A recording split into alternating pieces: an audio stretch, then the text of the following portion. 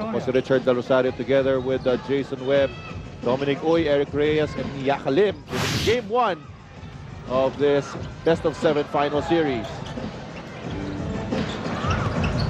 Naghahabol po dito ang Air 21. But they need to make a run here and now. At ito na nga, good start for Ranidel de Ocampo. Ngayon po, punta natin si Dominic kung ano na pag-usapan ng Barangay Ginebra. Dalawang bagay ang pinag-usapan nila doon, Richard. Unang-una, no more second chance points para dito sa Air 21 kung gusto nilang manalo and maintain the seed. At ang pangalawa doon, they have to be careful pag nag-pressure itong Air 21 Express dahil alam nila that will cause turnovers at mabababa itong kalamangan nila. Richard? So, Coach John Wichico really guarding against complacency para dito sa Barangay Ginebra. Because actually, malaki nga yung lamang nila but they're still manageable. It is possible for Air 21 to stage a comeback. Ito, open look for Gary David and he knocks down that TM3.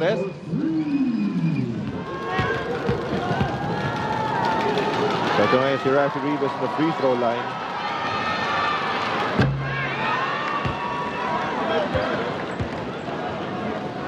Not exactly his favorite place on earth. Pero marami rin talaga may ayaw sa area na yan eh. Yan, oo.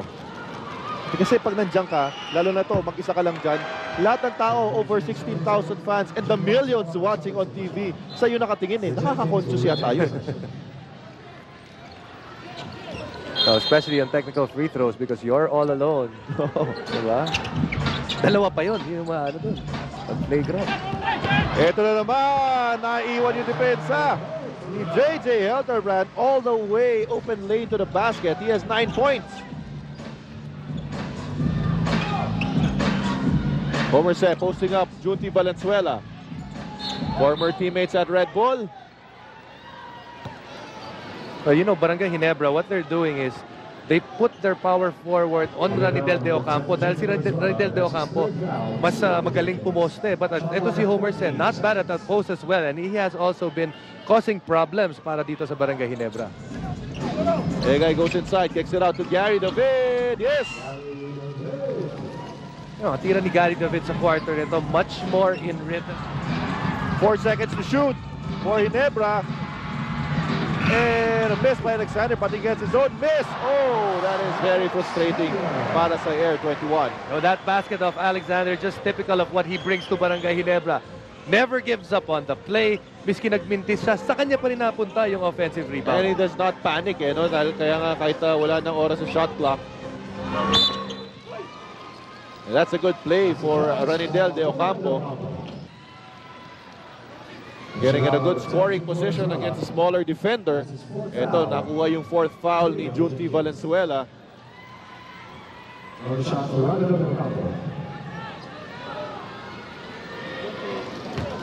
So, Ranidel de Ocampo ngayon with this free throw gets his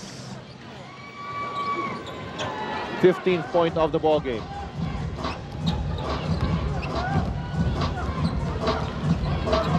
Air 21 needs to make some stops. Ito na naman yung high screen. Junti Valenzuela attacking Ranidel de Ocampo, almost losing the ball. Uy, yun na nga, dribbling violation on the part of Junti.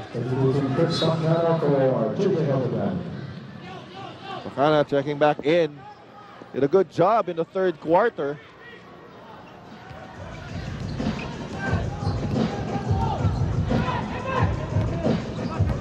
Egay Billones looking at Ranidel at the post against Junti.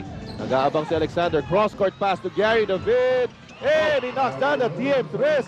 And this is a serious run being staged by Air 21. Gary David, nakakuha na siya ng mga tira niya dahil Air 21, rather Barangay Ginebra, really looking at the post, yung mga ginagawa ni Ranidel at saka ni Homer Sen. Now he's putting in the points. Let's see if Air 21 has another big run in there. A miss by Mark Kagiwa. Loose ball goes to Junti Valenzuela. Left-handed layup is good. That's a big basket for Barangay Ginebra. You know, in the last couple of baskets para sa Barangay Ginebra, saan nanggaling? Off offensive rebounds, giving themselves another shot at the basket with guys with taps from Chris Alexander. There's Homer Se. Side jumper is good. You know the difference now? Itong si Steve Thomas is not attacking yung defense ni Alexander. Is looking for his teammates now after getting the ball at the post. And here's Rafi Rivas, 15-foot jumper, wala. Loose ball picked up by Egay Billones. Air 21 is running. Billones goes up and gets a basket. And the lead, which once stood at 20 big points, eh natapos na po nitong Air 21, mga kaibigan. Oh, and look at this. Backcourt pressure, you know, now may energy na tong Air 21 on their defense as well. You know, anong nangyayari dito? Kanina nabanggit natin. Anong gagawin ng Barangay Ginebra pag nakaka-score na yung malalaki? And you can see right here, as Santos and De Ocampo and Se have started to put in the points. What will their lineup be? For the first time this conference, or for a very long time, Ginebra goes with 3 big. That's Now, right. the problem when they go 3 big, sino magbababa ng bola? There's a lot of pressure on Mark Aguiwa and of course Chris Bacana to create for their team and set up the offense. And now they're missing their layups as well. Ito na ngayon ang Air 21 tumatakbo. Gary David posts up against Chris Bacana.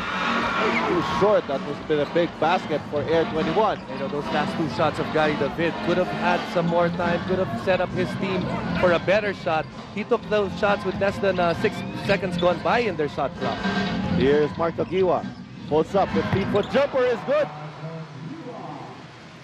Well, it's going to be on Mark Aguiwa, Richard, at this point, because if you look at that lineup, Mark Aguiwan has to create for himself. That's right. Wala si JJ Helterbrand para tulungan siya. So Mark Aguiwa, you can see, it was a 4-shot, but he has the height advantage kumpara kay Egay Billones. He has 19 points in the ball game. Inside points coming from Ranidel De Ocampo. And now the big guy is going to work for Air 21. He has 17 points. Ranidel looking to prune down this lead of Barangay Ginebra, and he does. It is now a 7-point lead for Barangay Ginebra, down from 20. So, Eric Meck forced to bring down the basketball for his team dahil dinideny si JJ Helterbrand at saka si Mark Aguiwa. But he was able to pick up that foul mula kay Homer Se. How long will Barangay Ginebra stay with this big lineup is the question. Ito na, JJ Helterbrand. There's the fast and the furious on the hard court. Aguiwa drives inside. The floater is up. He is fouled. Well, he has really taken advantage of the defense of Gary David. Pakiramdam niya, kaya niyang iwanan si Gary David. He really struggled when nandun si Arwin Santos. But if you're on the other side, if you're Air 21, it's a choice because umiinit naman si Gary David ngayon. Di mo naman matanggal, even if you know that Arwin Santos has been able to defend Mark Aguiwa. Well, actually, both Aguiwa and Helterbrand have been leaving their defenders behind. No? Even si Helterbrand, naiiwan na rin sila Arboleda. The difference is sa kanila, one-on-one moves. Doon sa kabila, sila Gary David, they're really coming off screens. Ito, meron pang isang free throw. Oh, lane violation. Alam mo yung mga para sa Air 21, nagpatong-patong na yung mga mistakes nila. Remember that technical, that's 1 free throw. Right now, they're giving Mark Aguiwa another free throw. And kanina, flagrant foul, nagbigay rin sila ng 2 free throws. You can't give up those easy points, especially in a championship game. Nagka-technical pa kanina nung nagreklamo sila sa inadvertent whistle. Here's Gary David again. Not this time. Loose ball battle. Ball will go to Barangay Ginebra. Good presence of mind there from JJ Helterbrand.